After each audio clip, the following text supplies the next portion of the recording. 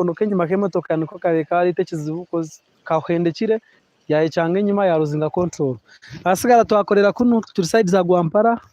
kandi aho tukubonera network na time no tukwerereza tari mebe ryamanya y'inca kare manyaki kandi rizoba tuyina makuru gamani gutwakuretera kugira ngo umweshongozo wa ururangano uba kweta Roy ninga Roy G na celebrating a birthday. So you want to celebrating a birthday out today manyangu no celebrating na celeb wakabi wa kandi Western Uganda uba kweta Roy G. So ikambahe ka information kace kandi tukijya nyine cyari wanje nyiramuroka. So Roy Jogu nazagwisha kabushenya batakumumanya kandi niyo yazarigwa aho namwe tukaiza kureba yafegwishe akaiza kufegwisha recently kandi tukazayo narufu tukaturiho wano following agent kore media inejya ibitu akoretireho kandi tekateka ngo kabireba. Roy Jogu akazagwe 2012 kandi okwezi nuko kwenyine njatu ryo mu April. Roy Jogu akazagwe 2012 mu April rukumo gwenda 92 kandi wano baraba mugenura ngo mwana yakura kuba ari nko mu myaka ka 29 so Roy G legend kandi ito twendeza amazagwa maronyi nk'abantu kore media. Roy G nazagwisha kaho mu town kana amazina gege nyine bamwita Muhigo Regan.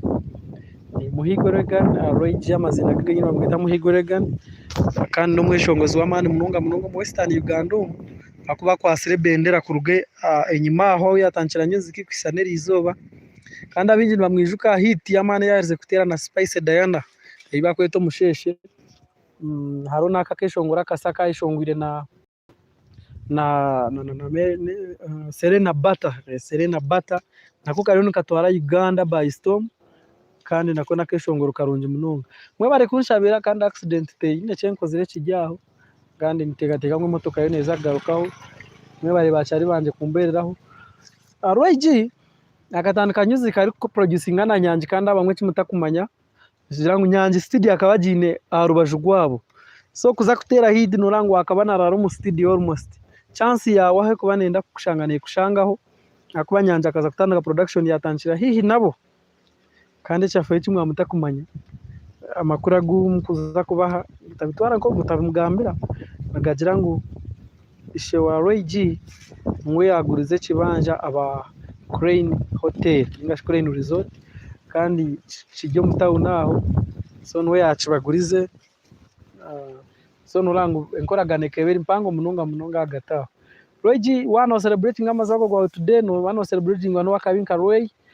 G kandi nabanda bamani mununga basereba batukuza ko bantu baha program y'amazagwa indagashushoreche kamazago akaburizo ati corona mutakati na corona kunteka shireyo tuza kubana tubahereza je mununga kugira ngo umanye buri kimwe cyo no kukiri. So for the car nurebera kimwe ngo tubireho kandi bija bakanakanikamo tiyo ntugeza kuvuga kugira ngo tugaruko mu kibuga kandi turebe ko twakubasa gukora ki twakubasa kugitetenkanya ikagaruka arayini konka ruhanga tuyambire akuba bazengwe cece kikubaho no borayikire kufune bizubujya mane munonga kamotoka kwehindura kakutera hasi so nacyo ncyo basa kuba ikindi kimuramanya Roy G rero jakataso mu ishogo bakweta Anbel kandi Anbel nakora TV West akana akora munonga program yeminyeto kandi oguntu wo mucara weye wenyine officially kandi na nomwojo yara naro mwichiwe yamposting yaje ati omushija wanje na celebrating amazagwe yizo ejya relationship ya Roy G tindaze munonga kuba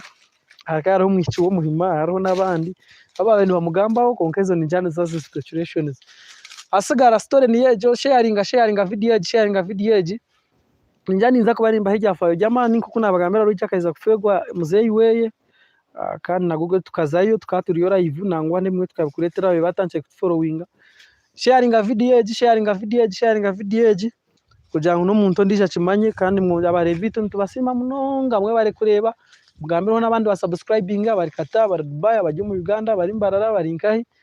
so nintegate mwana mwenda kureba na real life. This is real life kiti cha muhogo no kireba kandi n'emitumba nogireba ebitoki birimu so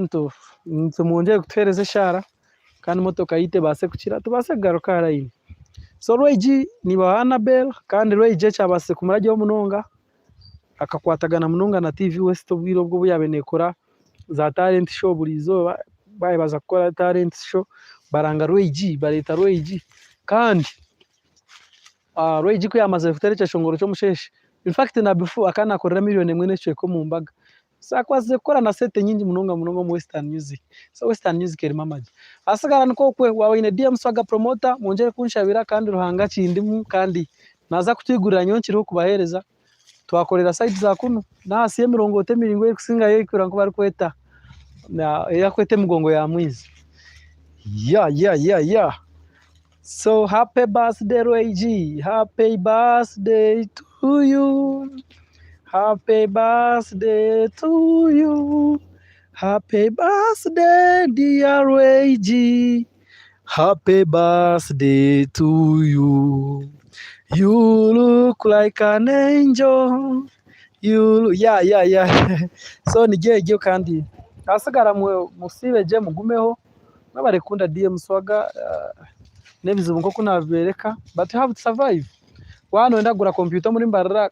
ninga show kwenda kugura nkeje accessories muterera DM Swaga namba 075 222 001 Kemba Zirona Kemba Fiona ni birthday ya Roy Jerry izoba kandi nigeje binambinire for now iteka tuyiye motoka tuyongereyo turako turahiko mutawuni.